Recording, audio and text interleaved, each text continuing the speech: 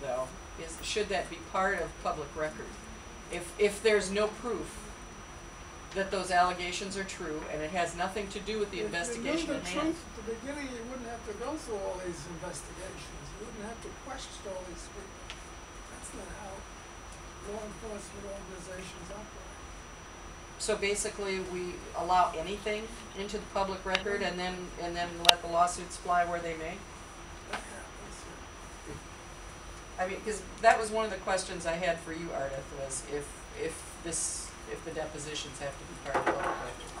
Well, I mean, if there are no public records, if the depositions have not been ordered, and there's actually no physical documents, then they're not part of the public record because there is no physical paper. And then they're not part of the public record. So if they have been ordered and they are in the copies are in the files, then they are public record and they can't be. And the chairman was saying that they weren't ordered? I didn't know anything about it, really. I didn't say that they were or they weren't ordered. I didn't even realize that there were... No, I think Ardith is using the word order in a different sense. If they were never transcribed, then there's no public record. Then there's no document to go into the public record. That's what I'm saying. If they were to transcribe and put in the public record, then that's a different issue.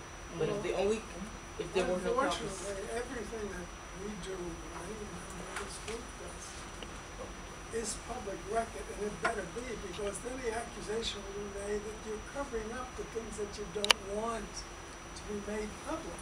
So the inquirer will ask all kinds of questions, and they get all kinds of responses. Okay. No. I don't know. I guess I'm not that familiar with the process, so I'm familiar with workplace processes, which are a lot more. Watch those shows on TV. Let me try to clear it up. I think there's a misunderstanding maybe. The chairman is saying he did not order anybody to take the depositions. Depositions were taken. The question then is whether transcripts were made of those sworn statements. And what Ms. Walker is saying is if transcripts were made of those sworn statements, those are public records. If transcripts were not made, somebody could request them and they would be public records, but at this point in time they aren't public records. So that's where we're at. Just don't hide the things that have happened.